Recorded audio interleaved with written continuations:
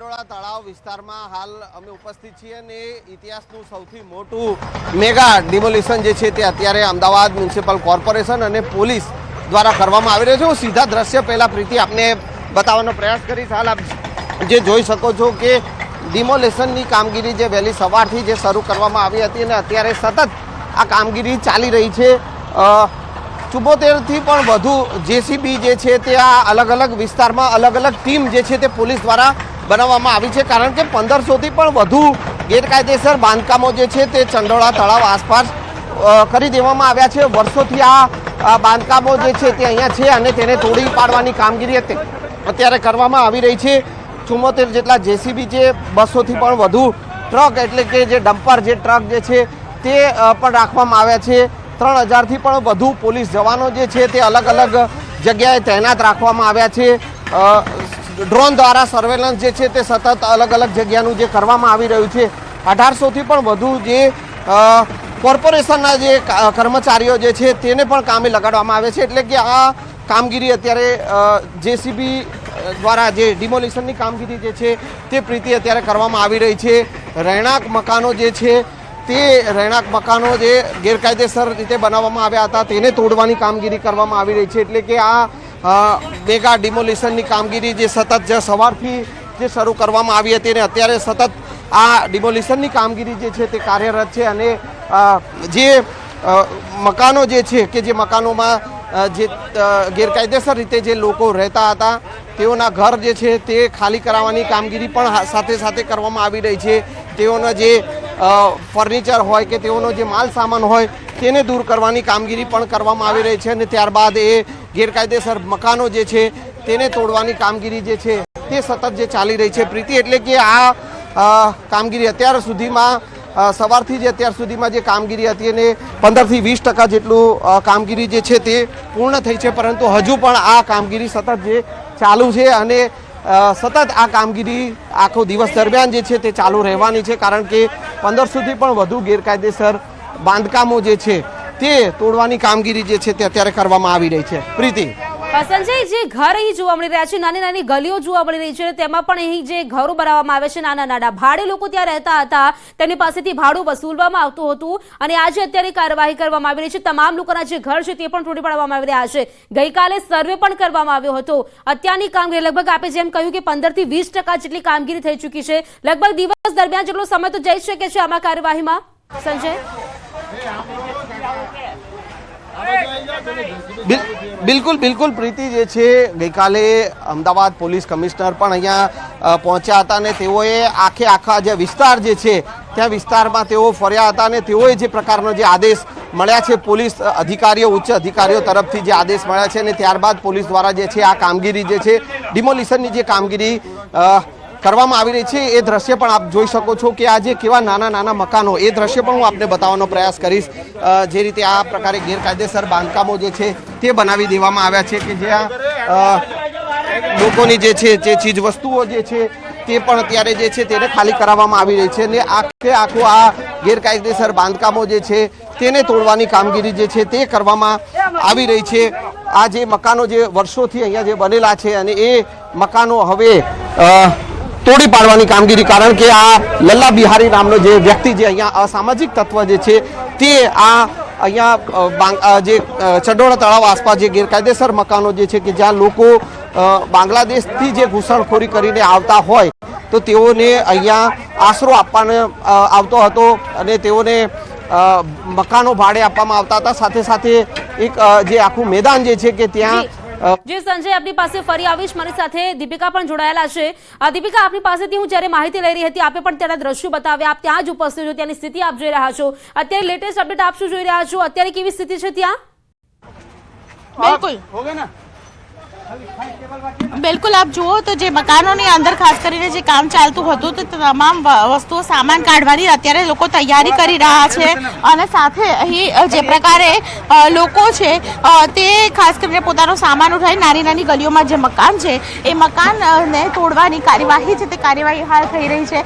ઘણા બધા લોકો છે તે અહીં જે કામ કરતા હતા, ક્યાંથી આવ્યા હતા, શું હતા તેમની પણ માહિતી મેળવીશું, પરંતુ અત્યારે જે પરિસ્થિતિ છે આપ જુઓ તો દરેક વ્યક્તિ પોતાનો સામાન સંકેલવા માટે તૈયારી કરી રહ્યો છે, કારણ કે અહીં કાર્યવાહી છે તે દરમિયાન આ તમામ મકાન છે તે તોડી પાડવાના છે, તોડી નાખવાના છે.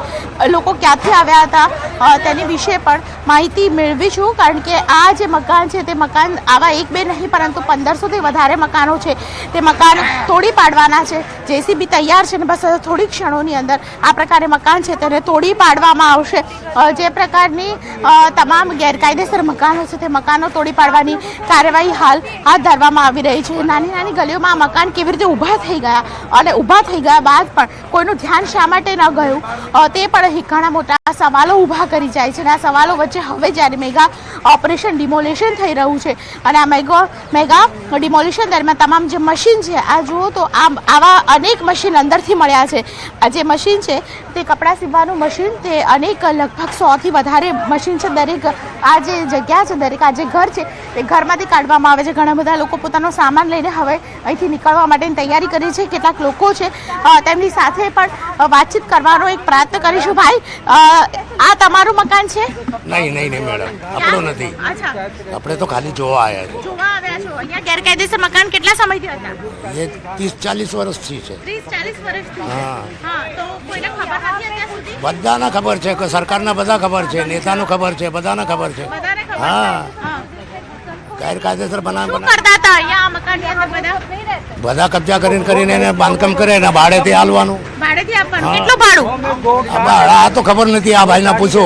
આ ભાઈ જે ભાડે કેટલું ભાડું લેતા હતા અહીંયા ખબર છે? અચ્છા, કેટલા ભાડા લેતા હતા? તો અહીંયા લોકો જે છે તેની સાથે પણ વાતચીત કરીશું. ભાઈ, અહીંયા આવો. તમે ભાડું આપતા હતા કે તમે ભાડું અમે અહીંયા નહીં રહેતા, અમે સામે રહીએ છીએ, અમે ખાલી જોવા માટે આવ્યા છો? અચ્છા, તો કેટલું ભાડું અહીંયા લેતા હતા? એ ખબર નથી ભાઈ મને.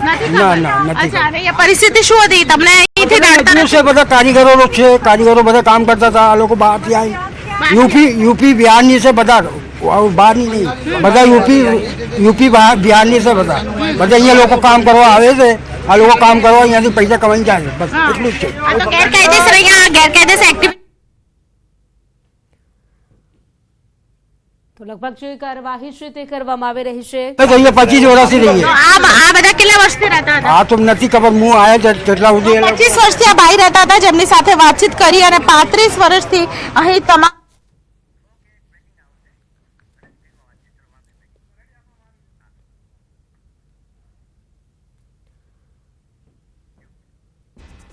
તો બ્રેકિંગ ન્યૂઝ ડિમોલેશનને લઈને મોટા સમાચાર સામે આવી રહ્યા છે. સૌથી મોટા સમાચાર ન્યૂઝ 18 ગુજરાતી પર 11 વાગે હાઈકોર્ટમાં સુનાવણી હાથ ધરાશે. સરકાર તરફથી કમલ ત્રિવેદી ચિતાર આપશે, સુનાવણી કરવામાં આવશે. સ્ટે ન મૂકવા સરકાર રજૂઆત કરશે.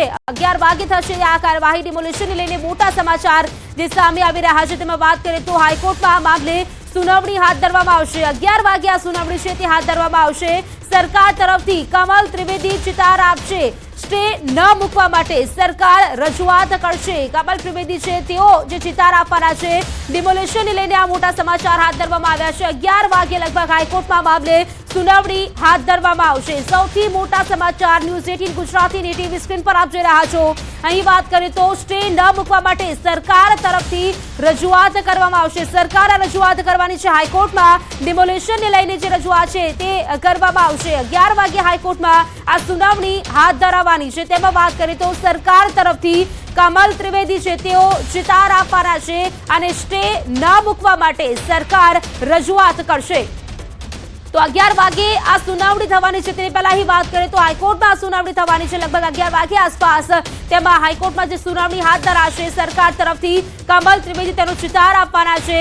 સાથે જ વાત કરીએ તો સ્ટે ન મૂકવા માટે સરકાર રજૂઆત કરવાની છે. ચંડોળા તળાવ પાસે તંત્ર દ્વારા બુલડોઝર કાર્યવાહી કરવામાં આવી રહી છે, જેમાં ગેરકાયદે ઝૂંપડપટ્ટીઓ પર બુલડોઝર કાર્યવાહી કરવામાં આવી રહી છે. જાણકારી સાથે સંવાદદાતા મૌલિક જોડાઈ ગયા છે. મૌલિક, સરકાર તરફથી કમલ ત્રિવેદી ચિતાર આપવાના છે, સ્ટે ન મૂકવા માટે રજૂઆત કરવાના છે. જાણકારી વધુ શું આ મામલે? બિલકુલ, જે વિગતો પ્રાપ્ત કરી છે કે 18 થી વધુ સ્થાનિકોએ આ ડિમોલેશનની કામગીરી જે છે તેની સામે વિરોધ નોંધાવતા હાઈકોર્ટમાં એક પ્રકારની અરજી કરી હતી. અરજી જે આજે હાઈકોર્ટમાં જાહેર રજા હોવાના કારણે તત્કાલ સુનાવણીની માંગ કરી હતી. જો કે 11 વાગે આ કેસની સુનાવણી જે છે તે બાબતે રજૂઆત કરવામાં આવશે અને રાજ્ય સરકાર તરફથી જે સરકારી વકીલ તરીકે કમલ ત્રિવેદી જે છે તેઓ પણ એપીયર થશે અને આ બાબતે ખરેખર જે ડેમોલેશનની કામગીરી શા માટે કરવી જરૂરી છે તે બાબતની તમામ રજૂઆત કરશે. અત્યારે હાલ છેલ્લા ઘણા સમયથી આ જે ચંડોળા તળાવ છે તે સરકાર માટે અને સાથે સાથે ત્યાં આસપાસના રહેતા લોકો જે છે તેના માટે એક માથાનો દુખાવો બન્યો હતો અને ગેરકાયદેસર દબાણ સાથે સાથે બાંગ્લાદેશીઓનો અડ્ડો પણ બન્યો હતું. તો તેને તોડી પાડવા માટે શા માટે આ પ્રકારની પ્રક્રિયા જરૂરી હતી તે બાબતની તમામ રજૂઆત છે તે સરકારી વકીલ દ્વારા કરવામાં આવશે. જોવાનું રહ્યું કે સરકારની સાથે સાથે હવે હાઈકોર્ટ પોતાનું શું વલણ અપનાવે છે, કેટલા લોકો જે છે તેમને વિરોધમાં આ પ્રકારનો ચુકાદો આપે છે કે પછી તે આ બાબતે સ્ટે રાખી અને આગામી સમયમાં વધુ સુનાવણીની માંગ કરે છે. મૌલિક, આભાર આપનું જાણકારી આપવા માટે.